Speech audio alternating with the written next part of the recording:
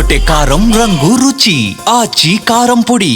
సికింద్రాబాద్ లో పరిస్థితి ఉద్రిక్తంగా మారింది. సికింద్రాబాద్ అస్తిత్వం ఆత్మగౌరవ పోరాట ర్యాలీకి పిలుపునిచ్చింది ప్రతిపక్ష బీఆర్ఎస్ పార్టీ. కాసేపట్లో సికింద్రాబాద్ రైల్వే స్టేషన్ దగ్గర నుంచి ర్యాలీ ప్రారంభం కానుంది. అయితే ఈ ర్యాలీకి అనుమతి లేదని పోలీసులు చెబుతున్నారు. ఈ క్రమంలోనే ఆల్ఫా హోటల్ను క్లోజ్ చేసి భారీగా పోలీసులు మోహరించారు. మరోవైపు సికింద్రాబాద్ బయలుదేరేందుకు బీఆర్ఎస్ నేతలు తెలంగాణ భవన్ కు చేరుకున్నారు. వారిని అక్కడి నుంచి కదలకుండా పోలీసులు అడ్డుకుంటున్నారు. అయితే ఎలాగైనా ర్యాలీ చేసి తీరుతామని బీఆర్ఎస్ నేతలు చెబుతున్నారు.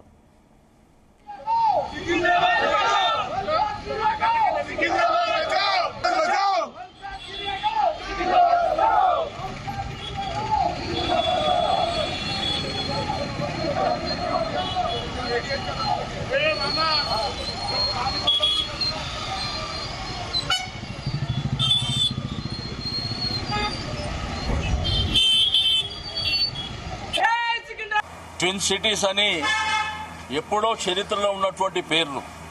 ఒకటి హైదరాబాద్ రెవెన్యూ డివిజన్ ఉంది, రెండోది సికింద్రాబాద్ రెవెన్యూ డివిజన్. ముఖ్యమంత్రి గారేమో మల్కాజిగిరి, సైబరాబాద్, హైదరాబాద్ అని నామకరణం చేసిండు. మీ టీవీల పేపర్లలో కూడా అవి వచ్చినటువంటిది మీరు చూశారు. మేమేందంటే మా అస్తిత్వం, మాకు ఆ భూమితోని మట్టితోని ఉన్నటువంటి సంబంధాలు. ఇప్పుడు మా ఎమ్మెల్యేలు అంబర్పేట కాలేరు వెంకటేష్ గారు, ముషిరాబాద్ ఎమ్మెల్యే గోపాల్ గారు, నేను మా ఇంటి దగ్గరకు వచ్చి అరెస్ట్ చేస్తామంటారు. దేనికి అరెస్ట్ చేస్తాం? దేనికి అరెస్ట్ చేస్తారు? మీరు ఓకే అన్న చెప్పిన తర్వాత నిన్న మీ పోలీస్ యంత్రాంగం అంతా, ఏసీపీలు, సీఏలు అందరూ మొదలుకొని అందరూ కూడా రోడ్ ఇన్స్పెక్షన్ చేశారు. మాది శాంతియుతమైనటువంటి ర్యాలీ, పొలిటికల్ పార్టీ కండువాలు పెట్టుకునే ర్యాలీ కూడా కాదు. దాంట్లో అందరిని ఆహ్వానించినాం. మీకు విద్యారంగ సంస్థలు కానీ, వ్యాపార రంగ సంస్థలు కానీ, అడ్వకేట్లు కానీ, డాక్టర్లు కానీ, విద్యార్థులు కానీ, మహిళలు కానీ, అన్ని సంఘాలు, నీకు కిసంగంజ్ మోండా మార్కెట్ కానీ, బోయిన్పల్లి మార్కెట్ కానీ, బట్టల బజార్ కానీ, అందరినీ కూడా మరి ఇన్వైట్ చేసినాం. బట్ ఇదేం పద్ధతి? ఈ పద్ధతి లేకుండా ఇష్టానుసారంగా పోలీసు రాజ్యం నడిపిస్తామనుకుంటే మీ కర్మ మేము చేసేది ఏం లేదు. ఇది శాశ్వతంగా మాత్రం ఈ ప్రభుత్వానికి మంచిది కాదు, అది గుర్తుపెట్టుకోవాలని చెప్పి నేను ఈ సందర్భంగా తెలియజేస్తా ఉన్నాను. ఓకే, ఇవాళ మీరు పైశాచిక ఆనందం పొందిండొచ్చు, కానీ అల్టిమేట్గా మళ్ళీ చట్టపరంగా, న్యాయపరంగా మేము పర్మిషన్ తీసుకొని మళ్ళీ ఫస్ట్ వీక్లో ఈ కార్యక్రమాన్ని కార్యాచరణ చేస్తాం. తరాల వాళ్లకు లష్కర్గా వందల సంవత్సరాలుగా తెలంగాణ జాతి జీవనంలో తనదైనటువంటి ముద్ర వేసినటువంటి ఒక నగరం సికింద్రాబాద్ లష్కర్. కాబట్టి ఇవాళ అంటే తెలంగాణకు సంబంధించినటువంటి అనేక విషయాలను మరుగుపరిచేటువంటి నామరూపాలు లేకుండా చేసేటువంటి ప్రయత్నం చేస్తున్నటువంటి క్రమంలో ఇటువంటి దుర్మార్గానికి ఒడిగడుతున్నారు. కాబట్టి ఖచ్చితంగా సికింద్రాబాద్ పరిరక్షణ కోసం మేమందరం, తెలంగాణ ప్రజలు, ప్రత్యేకించి సికింద్రాబాద్ ప్రజలు ఖచ్చితంగా సాధించుకొని తీరుతారు. ఇప్పటికీ హెచ్చరిక చేస్తా ఉన్నాం, విజ్ఞప్తి చేస్తా ఉన్నాం, పునరాలోచన చేయాలి. ప్రజాభిప్రాయానికి అనుగుణంగా ప్రభుత్వాలు వ్యవహరించాలి. భిన్నంగా వ్యవహరిస్తే మాత్రం జరగబోయేటువంటి పరిణామాలకు ప్రభుత్వమే బాధ్యత వహిస్తుంది అనేటువంటి హెచ్చరిక చేస్తూ తెలంగాణ జాతికి ఉన్నటువంటి వీరత్వం, ధీరత్వం ఒక్కసారి గుర్తు చేస్తా ఉన్నాం. అనేక మంది తెలంగాణ ద్రోహులు తెలంగాణను అడ్డుకునేటువంటి ప్రయత్నం చేస్తే పోరాడి సాధించుకున్నటువంటి గడ్డల నిలయం ఈ ప్రాంతం. కాబట్టి మరొక్కసారి హెచ్చరిక చేస్తా ఉన్నాం. ఏదో ఒక రకంగా మసిబోసి మారేడుగా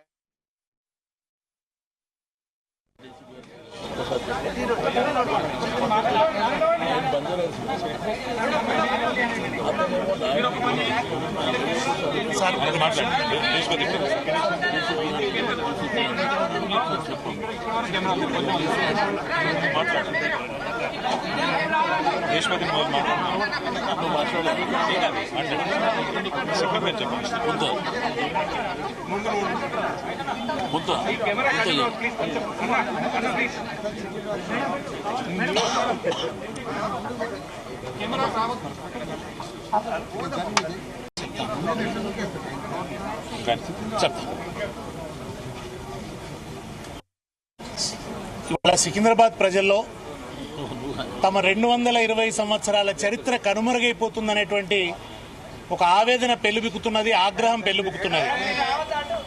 సికింద్రాబాద్ అంటే కేవలం కాదు, అనేక భాషల, అనేక మతాల, అనేక సంస్కృతుల సంగమ కేంద్రం సికింద్రాబాద్.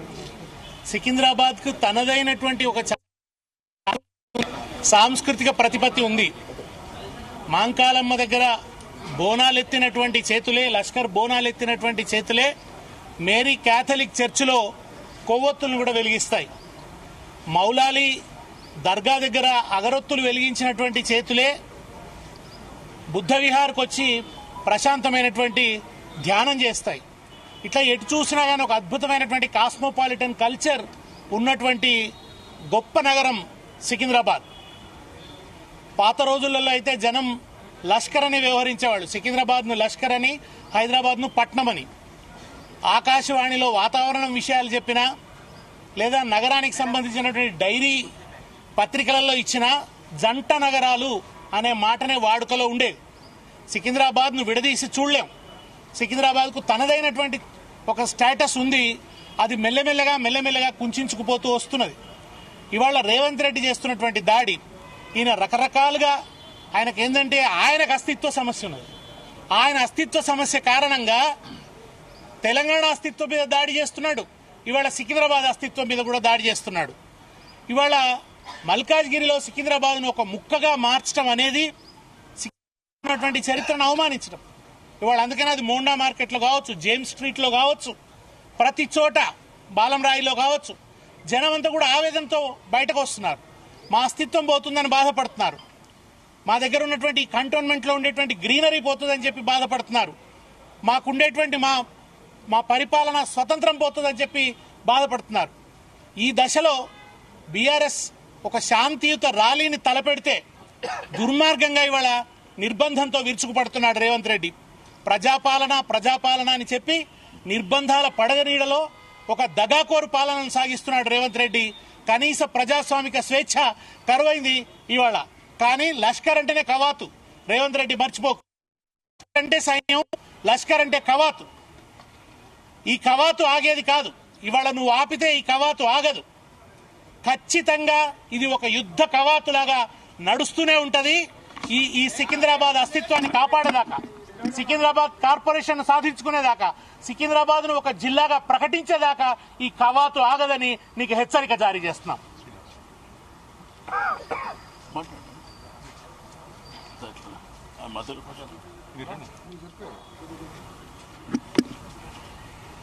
ఇప్పుడు సికింద్రాబాద్ ప్రాంతంలో పుట్టిన బిడ్డలుగా మా తండ్రులు, తాతలు, ముత్తాతలు సికింద్రాబాద్కు ఉన్నటువంటి చరిత్ర,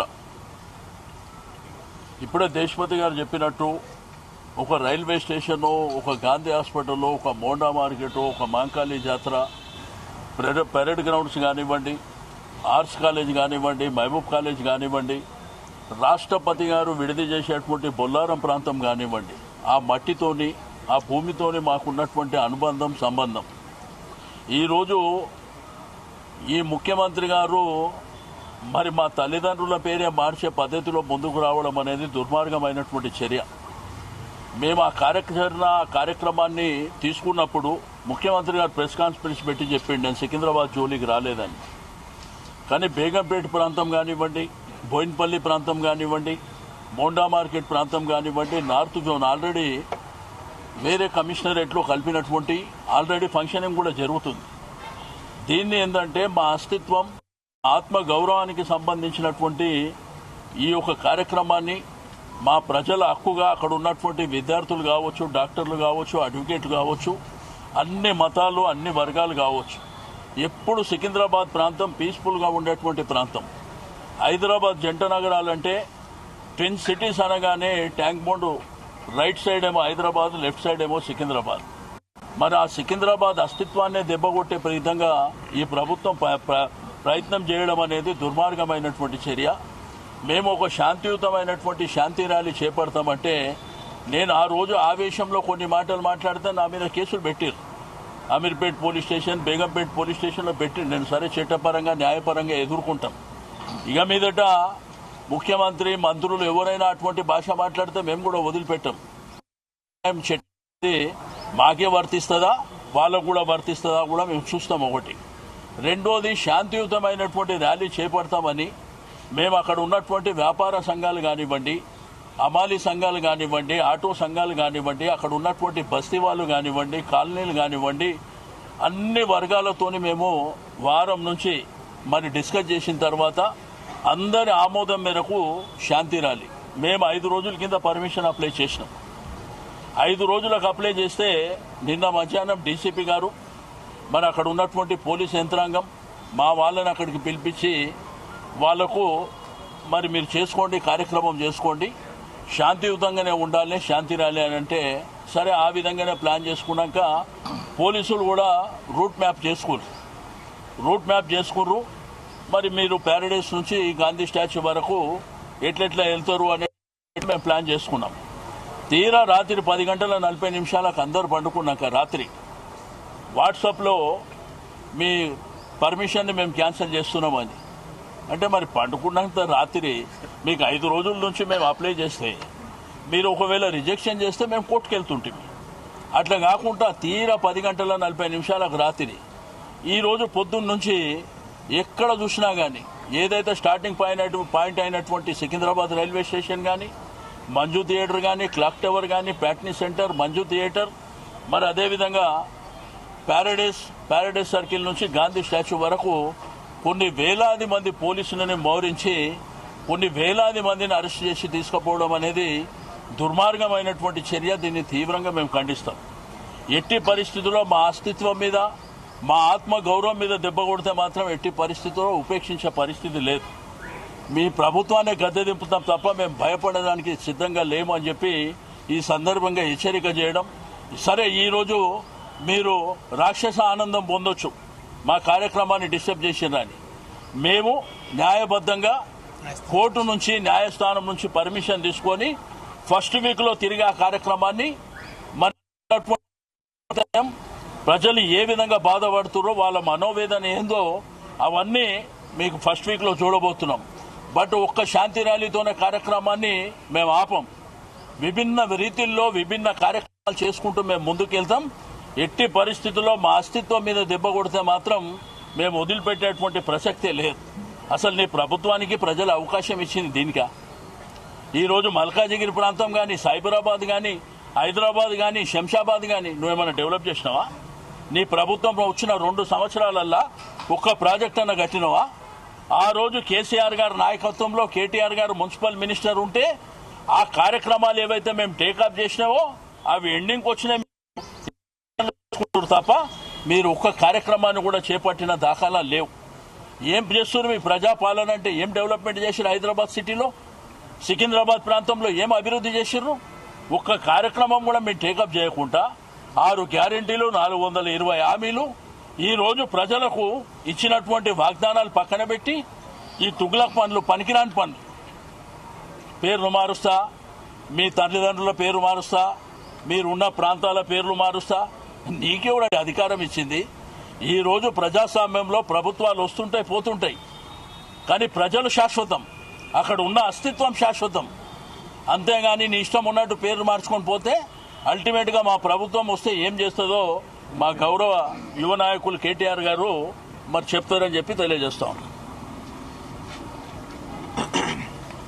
సికింద్రాబాద్, హైదరాబాద్ రెండు కూడా ఈరోజు కాదు, శతాబ్దాలుగా 1591లో హైదరాబాద్ మహానగరానికి ఆనాడు కులీ కుతుబ్ షా గారు పునాది వేస్తే ఆ తర్వాత విస్తరించే క్రమంలో హైదరాబాద్ విస్తరిస్తూ మరి జంట నగరాలుగా అటు సికింద్రాబాద్ ఇటు హైదరాబాద్గా మరి జోడెద్దుల మాదిరిగా ఒకదాన్ని ఇంకోదాన్ని విరదీయలేకుండా అట్లా అభివృద్ధిలో కానీ అల్టిమేట్గా విస్తరణలో కానీ 2 నగరాలు భారతదేశంలో అదేవిధంగా ప్రపంచవ్యాప్తంగా కూడా ఇంగ్లీష్లో ట్విన్ సిటీస్ అని, అలాగే తెలుగులో జంట నగరాల పేరుతో అందరికీ కూడా ఈ ప్రాంతం గురించి తెలిసిన వాళ్ళందరికీ కూడా సుపరిచితమైన నగరాలు హైదరాబాద్, సికింద్రాబాద్. ఇవాళ ఈ ప్రభుత్వం, కాంగ్రెస్ ప్రభుత్వం, మేము గతంలో విన్నాం, చిన్నప్పుడు చదువుకునేటప్పుడు తుగ్లక్ అనేవాడు ఒకడు ఉండేటోడు, కొన్ని పిచ్చి పనులు చేసినాడు, ఢిల్లీ నుంచి రాజధానిని తరలించాలనే ప్రయత్నం చేసినాడు అని చెప్పి మేము ఎప్పుడో పుస్తకాల్లో చదువుకునేదే తప్ప ఇవాళ ప్రత్యక్షంగా తుగ్లక్ అంటే ఎట్లా ఉంటుందో, తుగ్లక్ పరిపాలన ఎట్లుంటుందో ఇవాళ మాకు కనబడతా ఉన్నది. ఒక పిచ్చోడి చేతిలో రాయి మాదిరిగా గెలిచిందేమో ప్రజలకి కేసీఆర్ గారి కంటే ఎక్కువ మేలు చేస్తా అని చెప్పి గెలిచినారు. కళ్యాణ లక్ష్మి అంటే కాదు తులం బంగారం అన్నారు. 10,000 రైతు బంధు అంటే కాదు 15,000 ఇస్తామన్నారు. ఒక ముసలమ్మకు మాత్రమే పెన్షన్ ఏంది, ఇద్దరికి ఇయ్యాల పెన్షన్, అది కూడా 2,000 కాదు 4,000 ఇస్తామన్నారు. ఇవన్నీ కూడా 100 రోజుల్లోనే చేస్తాము, 6 గ్యారంటీలు, 420 హామీలు అని అడ్డగోలు అబద్దాలు.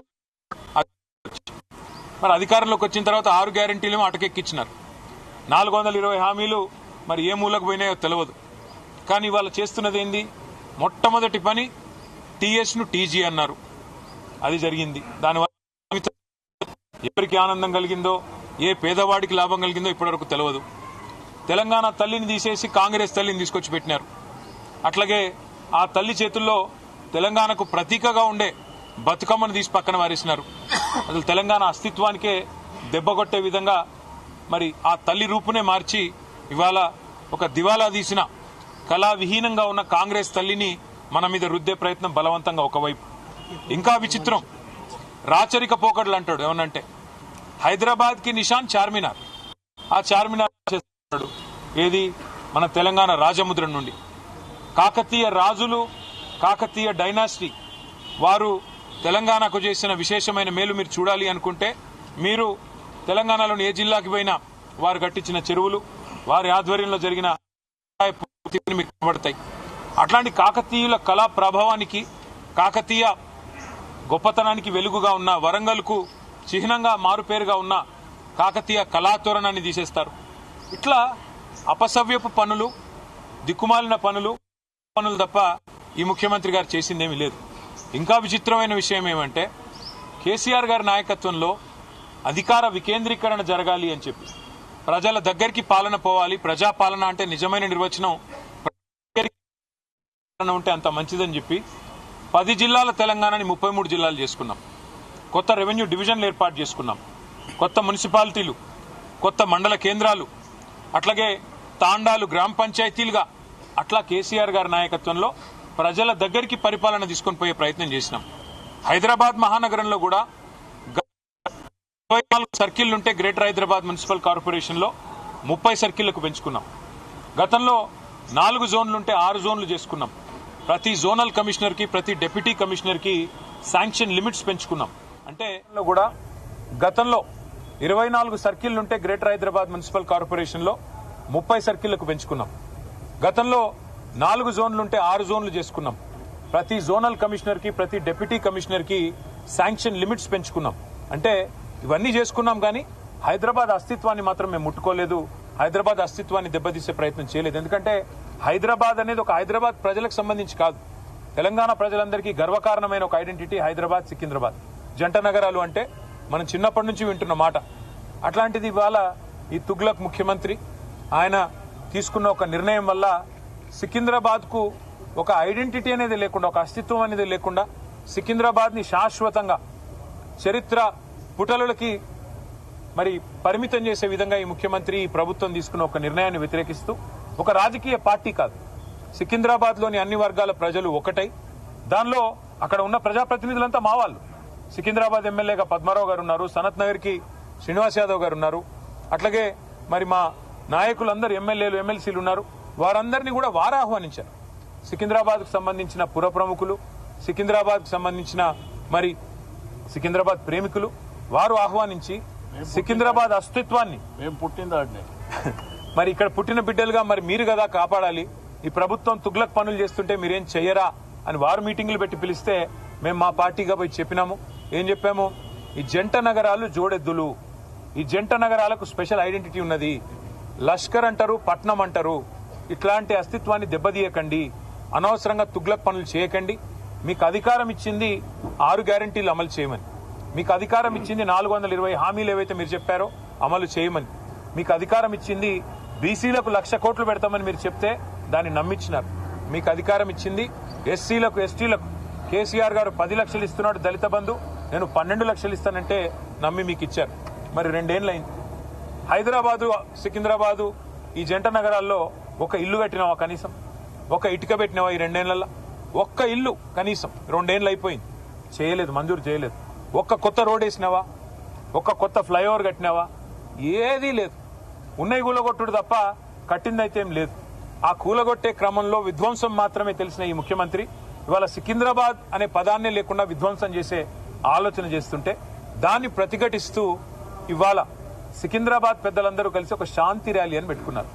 దానికి మమ్మల్ని అందరినీ ఆహ్వానిస్తే ఇవాళ ఉదయం అందరం తెలంగాణ భవన్లో సమావేశం అవుదాం, ఇక్కడ సమావేశమై మన గౌరవ ప్రజాప్రతినిధులందరం కూడా కలిసికట్టుగా పోదాం, సంఘీభావం చెప్దామని చెప్పి మేమందరం ఇక్కడ చేరుకున్న తర్వాత మాకు తెలిసింది శ్రీనివాస్ యాదవ్ గారిని హౌస్ అరెస్ట్ చేసే ప్రయత్నం చేస్తున్నారు, పద్మారావు గారిని హౌస్ అరెస్ట్ చేసినారు, మిగతా మన కార్పొరేటర్లని, మిగతా మా నాయకులని, దాదాపు 8,000 మంది మా సోదరులని సోదరిమణులని ఎక్కడి వాళ్ళని అక్కడ అరెస్టులు చేస్తా ఉన్నారని చెప్పి ఇక్కడికి వచ్చిన తర్వాత తెలిసింది. అందుకే నేను ఈ తుగ్లక్ ముఖ్యమంత్రి గారికి చెప్పేది ఒకటే, మీ అధికారం అపరిమితమని మీరు అనుకుంటున్నారు. అధికారం 5 ఏళ్లకు ఒకసారి ప్రజలు రెన్యూ చేస్తే మళ్లీ వస్తుంది తప్ప మీ ఇష్టం ఉన్నట్టు తుగ్లక్ పనులు చేస్తూ పోతుంటే అధికారం ఎవరికి శాశ్వతం కాదనేది ముఖ్యమంత్రి గారు గుర్తుపెట్టుకోవాలి.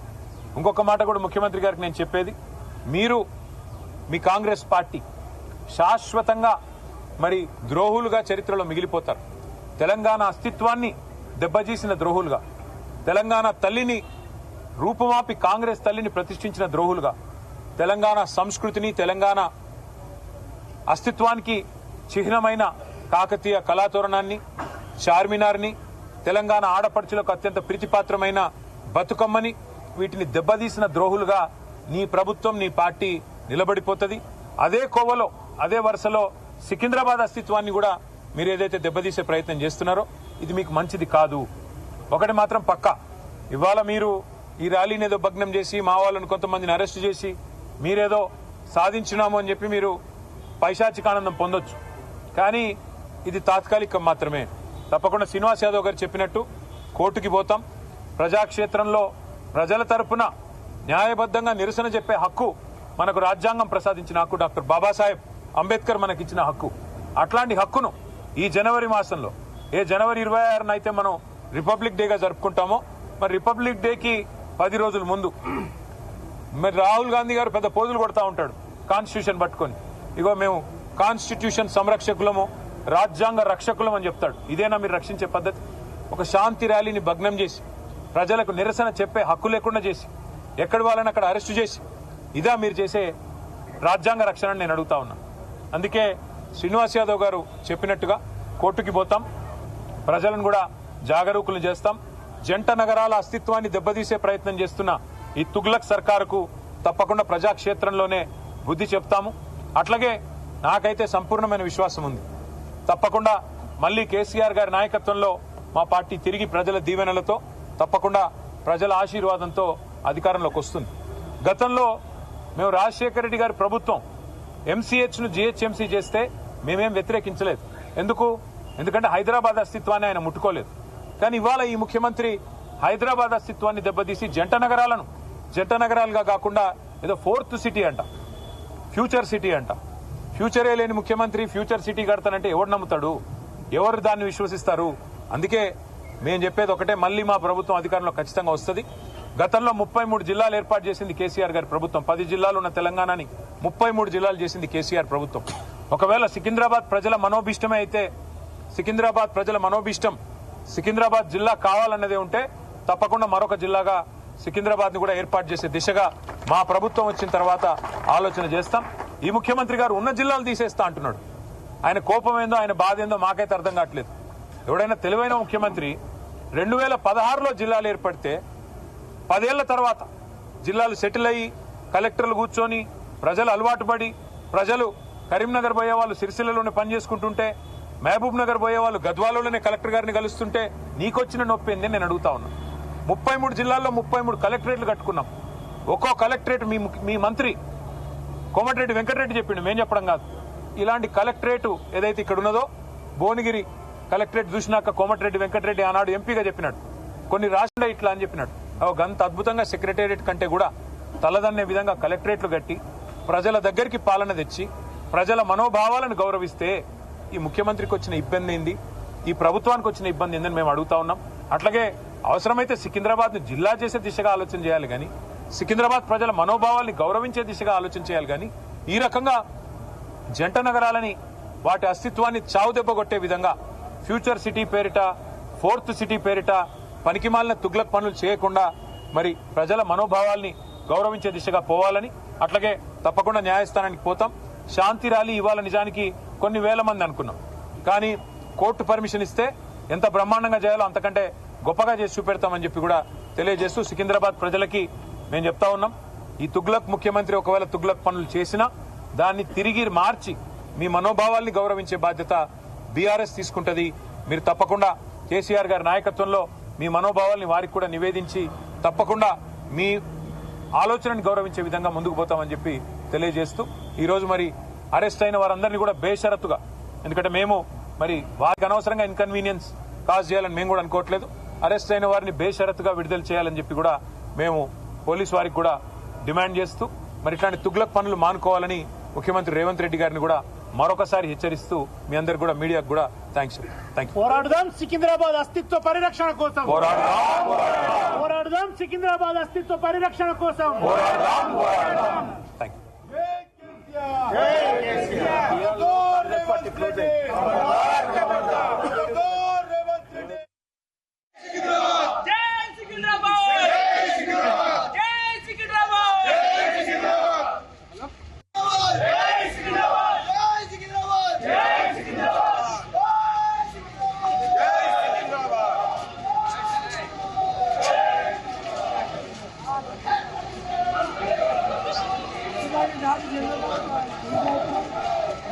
గుమగుమల వంటలే వంటలే తెరకొట్టే కారం రంగు రుచి ఆచి కారం పొడి.